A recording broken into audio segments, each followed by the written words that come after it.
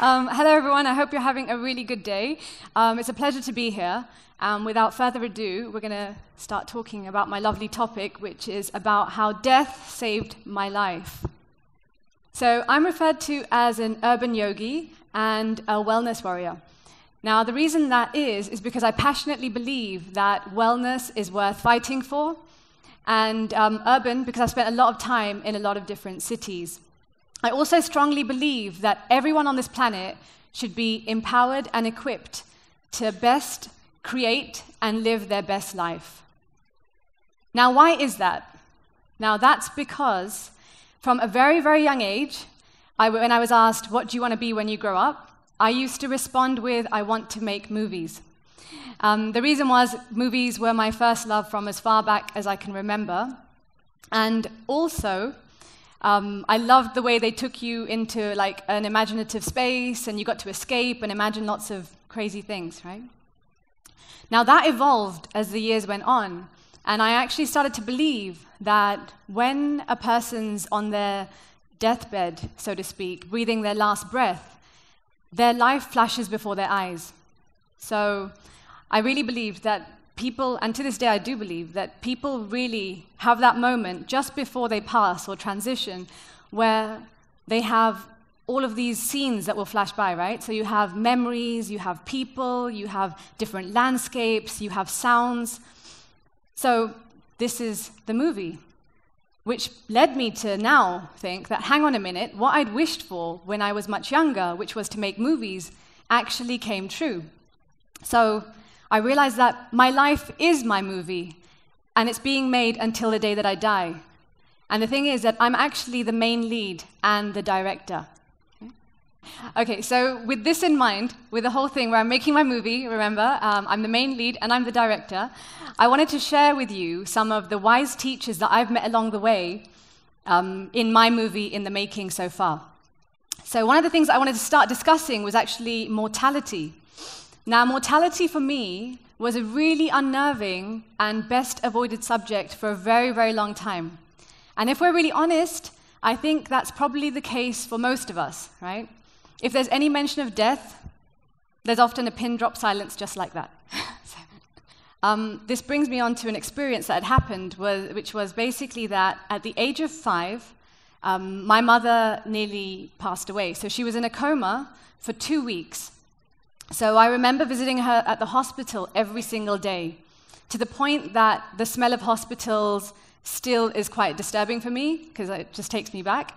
But not only was she sleeping in my world for 2 weeks, but doctors were about to turn off the life support machine. So I remember being taken in to see her for the last time.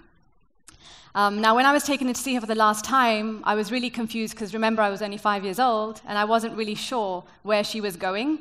So I was wondering where this earth angel of mine was going, and she was going somewhere without me. So I was very, very devastated. But something happened that day, which was quite miraculous. By a higher force, a divine intervention, she actually woke up that day, which was a very special day in our lives. And she's still with us to this day, which is really, really special. That was amazing. It was a phenomenal blessing for us because she's been in our lives, and my mom obviously is so special to me. The only sad part was, obviously, I was exposed to death at a really, really early age. Now, with this in mind, what happened was that I grew up with quite a fear of loss and uncertainty, and my subconscious coping mechanism was to actually be quite numb and emotionally distant from a lot of things, just to kind of not get too close.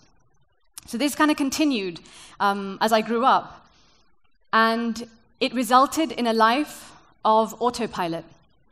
So as I grew older, I kind of just went about life in autopilot, and I just ticked all these boxes on this sheet that I guess was handed to me, and it was just filled with a whole bunch of societal success milestones. So I was like, okay, this is what you should be doing, this is what I will do. So I got a degree from the right university. I started working in the right industry. I also had a company pension, I had private healthcare, and I had a really good salary. So this was my life, right? And in addition to that, I had the pressure of trying to fit in because I was a displaced UK-born Indian origin woman. So, and I use the term displaced because in the UK, I am referred to as Indian, and then I come to India, and everyone's like, you're British. I was like, which one is it? Like, I don't know. Now, added with that, being a woman, the ultimate expectation was that I would marry the right guy and then have these perfect babies, and everything else was kind of going to be an added bonus. So I kind of still went about ticking this sheet of mine for success with my job and everything, and thought this was going to be my future. And I was still avoiding the part where I actually stopped and thought about how I felt about it all. So I continued ticking and ticking. The only thing was, the more the boxes I ticked, the more emptier I became. But I have a confession to make, which is basically that, very, very luckily, I was exposed to spirituality and ancient scriptures and self-development through my family from the very, very beginning. So it's led to my current addiction, which is of yoga and well-being and self-development. So even during this time, my sideline was always to kind of go back to a lot of these scriptures or do a lot of these practices. And I'm really, really grateful because somewhere it saved me. So during this quarter-life crisis that I had, where I was ticking all the boxes, I actually discovered an exercise in one of the books that I was reading at the time. And the exercise was to write your own obituary. And I remember thinking at the time, I thought, are you serious? Writing your own obituary? An obituary, something that's written, an article that's written about someone once they've passed away, about the life that they've lived. But at this point, I had to write my own obituary, but I was still alive. And I thought, how morbid is that? So it took me a little bit of time, but I finally came to terms with it, and I thought, no, you know what? I want to try this. I want to try this exercise. So I sat one evening, and I set the scene. So I lit some lovely candles, I burnt some incense, and I very, very unnervingly meditated about being on my deathbed. This also meant that I had to think about, if I had lived a life of no regrets, what would that life look like? So I sat and I meditated, and I really tried to see what I would visualize. And visualize I did a lot. So after I'd finished my meditation, I sat and I journaled. And I journaled everything that I'd thought of. The only thing was, I sat there quite shocked, because when I reread it, there was absolutely no resemblance to my life at the time. Okay? So there's no talk of salaries or pensions or my private health care. Absolutely no talk about that. It actually spoke of something quite different. It talked about a life where I was traveling around the world. It talked about making friends in different countries. It was more about me spending lots of time with my loved ones and doing things that I really, really felt passionate about. So at this point, it caused a massive malfunction in my autopilot brain. Okay? Literally like a computer system, it crashed. I was like, what am I doing with my life? This was the first question that came to me. Okay? I was utterly shocked because my reality versus how I wanted to live were poles apart. Which led to my second question, which was, how much time do I have to actually manifest this dream life that I've written about? So when I was thinking about how much time I have, I thought, okay, if I project this and I assume that I'm going to live till I'm in my 70s or my 80s, it still didn't feel like a lot of time. And then I thought, actually, to be honest, nobody really knows how much time they have. It's such an assumption, right? Like, people can disappear at any given time. With that, the penny dropped. And there was a massive fire in my soul, which was a call to action, which was that I need to get on it immediately. Because currently I'm working on the assumption that I have a very long life ahead of me, but I'm not even sure if I have that. Okay? So I woke up for the very first time in a very long time, And immediately I thought, that is it. I'm doing this. I'm actually going to make a conscious decision to direct and design my life. No more dreading death. No more fear of feeling. I wanted to snap out of the autopilot. And I did so pretty much immediately with that. And so my adventures began, and they started with me leaving the familiarity of London, and I moved to Tokyo for the first part of my adventure, which was really, really great. And I lived there for the best part of a year. And then I moved to Mumbai for the first time after that, and I lived here and I worked here as well. I returned to London a year and a half later, quite a transformed character, I must say. A lot of my friends didn't recognize me. I didn't resonate with my old life so much. Things had really, really changed in my world. Yeah. Now, that all happened, and it started taking me into this beautiful reality where I started manifesting everything that I had imagined in my obituary. So life was really great. I was doing all of these amazing things, trying to reshape my reality, lots of technicolor adventures. But then it led to one of my toughest teachers that kept on reappearing in my life, which was death. Okay. So my father passed away unexpectedly about 2 years ago. He was very fit and healthy, only about 63 years old, and he died because his heart just stopped beating while he slept. So now we would think that's the perfect way to die. It really is. I'm really happy for him, but it was really sad for us because devastated would be an understatement. I was really broken, and it made me very numb, and it actually made me want to go back to my autopilot life because I knew that so much better. And I thought, you know what, maybe it's just better to revert back to the way that I used to function because this is very, very painful now that I feel things. So times were really, really hard. And I was living in India at the time. I'd been living here for a long time. And when my father passed away, I actually shifted within a month, and I moved back to London. My family was still in mourning. It was 3 months since my father had passed away. And all I would like to say right now is that I would like to warn you, please be very, very careful about what you think in your mind. Because I was thinking at the time when I moved back to London that really it can't get much worse than this. I've just lost my favorite person on this planet, my superhero, my best friend. It can't get worse than this.